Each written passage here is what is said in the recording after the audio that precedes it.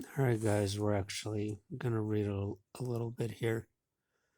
So, what is the phoenix? Let's actually talk about it for once, since I never have In detail, is it really just a myth? If it is, I think it's a rather serious one because Ipetgoat2 is without a doubt the phoenix. Phoenix is described as a large bird that has flame colored purple, orange, and gold feathers and a crimson red breast. In addition, it is often described as having a long tail and a crest of feathers on its head that are silver and blue. Furthermore, the phoenix is described as a bird of prey who is larger than an eagle but also resembles a peacock or crane.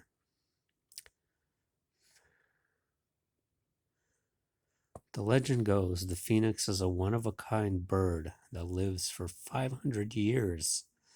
When he is nearing the end of his life, he makes a nest for himself. The nest is made with aromatic plants such as myrrh, cassia, sage, frankincense, and cinnamon. The phoenix then strikes his beak against the rock, which sparks flames. Then he flaps his wings like a bellows, setting the nest, then himself, on fire. The magic of the phoenix is that as soon as he perishes in the flames, he is born again in his nest. Thus, as the saying goes, the phoenix rises from the ashes. And he collects the ashes, rolling them into an egg, wrapped in myrrh. Next, he flies to Heliopolis, Egypt, and delivers the egg to the temple of the sun, which honors the solar god Ra. Interesting, isn't it? And there's more here that it represents the sun as well, Helios, temple of the sun. So it's not quite exactly the same in Ipetgoat2. It has its own twist. But take a look at what happens here. So you can kind of say that he's flying here.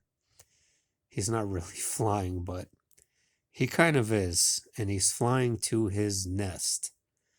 And his nest is the earth, the womb inside the earth, where he has his egg.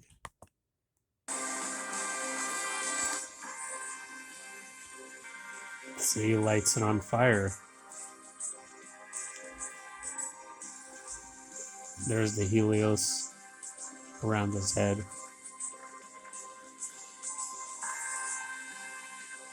You see, the thing of it is, though, is that it's a combination of various deities working together. So it's not just the phoenix alone. And speaking of which, that was the next thing I was going to talk about. Not this particular sexual imagery, but a subscriber pointed out something very interesting right towards the end. And we're going to look at the devil's head a little bit more closely and why it seems to be located on where, how do I say this in a PG way, where the stimulating center of the woman's organ is the devil's head as he comes out of the birth canal. So is that by accident? Well, first of all, the simple explanation that they're trying to portray is that is simply the devil coming out of the birth canal. That's it. That's the most important thing that's trying to be portrayed here, I believe. And you know what's funny? I mentioned this before, but I always thought it was a gargoyle. There is no way that's a gargoyle. That kind of This thing kind of resembles the goat in the beginning, actually, to some degree. Um, Not really. The goat with the 666 on its forehead. But here's the thing, okay? You have this situation with it being in that location. And I think it's an inverted representation of the divine feminine, meaning that it is portrayed at that specific location in order to portray itself as the fatal attraction. Um, the devil is attracted. He is right on the center of stimulus. He is right where the pleasure center is. And as he awakens, people will be pleasured at his sight alone. Now, I know this sounds kind of twisted and sick, but hear me out. Let's just say this deity will release a sort of, for lack of a better term, pheromone that will be nauseating and hypnotic to the general population that survives the event. And this event may kill billions easily when he actually births. And but when he does, and the people are desperate, scrambling to survive, and he will have this nauseating hypnotic effect to both sexes, to both the female and the male, um, in a sort of androgynous type of form, even though he looks very male.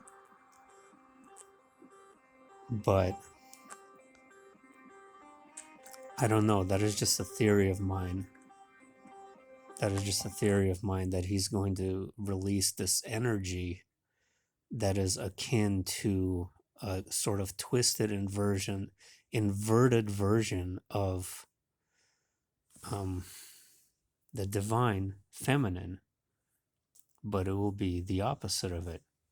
And that will include the male version of that. And we can see that easily playing out already in the world today.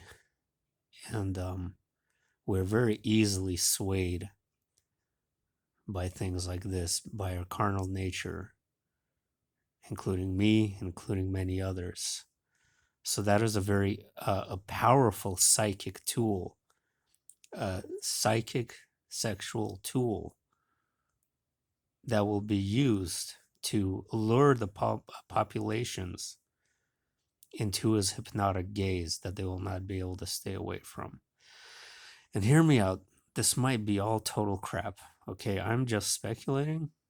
All right, I don't know. I don't know. Okay, so before you say anything, like, it's just theories. And I'm going to leave one more theory before I go. And that is the jab somehow might be linked to this. It might be linked to this fatal attraction. It might be the case that the people who have received it may have a more difficult time not being attracted to him. They may have a much more difficult time staying away. It may not be the case. It may not be related at all, but I just wanted to put it out there. But it is important, at least to some degree, since it is present in this character called Ludovic, right? What is Ludovic? Spell it backwards. Ludoc. I can't say the word, spell his word backwards. It's a common disease now. The character's name is Ludovic. This thing came out in 2012. So as he lays down, so there is some relevance to this because of the jabs here controlling his mind. And guess what? After he receives his jab, what does he do? when the phoenix finally births. He gets up and he stares at his hypnotic gaze as he begins to birth, because he is hypnotized himself, because the beauty will be hypnotic, alluring, and will have a sexual quality to it. Now, take whatever you want from that, guys. But I had to say it. And there's the simultaneous birth of the sun and the earth. There's his hypnotic gaze.